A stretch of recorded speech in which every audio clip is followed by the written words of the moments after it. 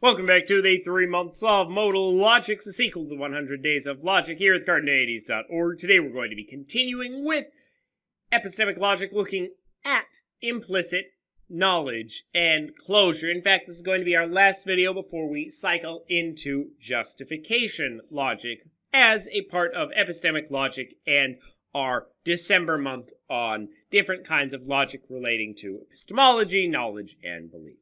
But let's take a look for now at implicit knowledge and closure.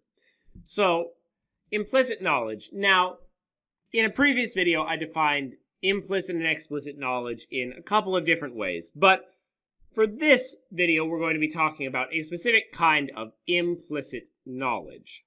Basically, to solve some of the problems of logical omniscience and some of the problems that we discovered with axioms that assume knowledge, some philosophers have posited that we should take K or B not to stand for knows or believes, but rather follows from the knowledge of S, or follows from the beliefs of S.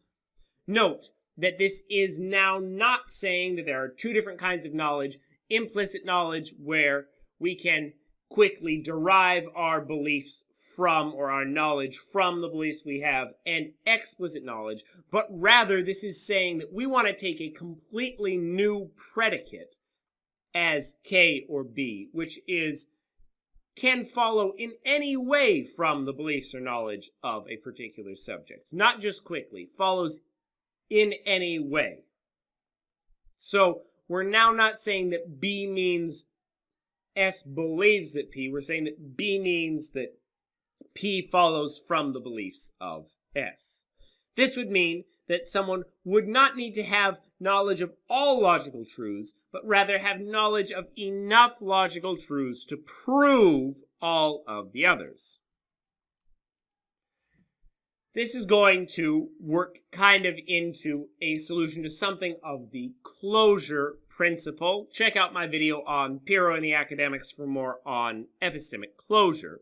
But the problem with this is that it will not deal with people that, for example, believe in non-classical logic, as we've referenced a number of times in this series. People that do not have beliefs about the logical truths, or don't have enough beliefs to prove the rest of the logical truths. And, of course, skeptics who have no beliefs at all.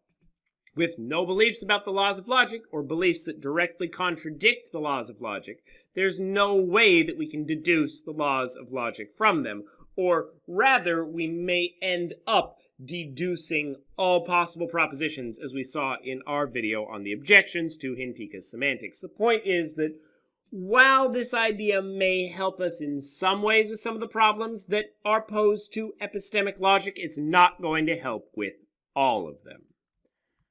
All right, up next, we're going to move on, as I mentioned, to justification logic, asking and answering the question, what is justification logic?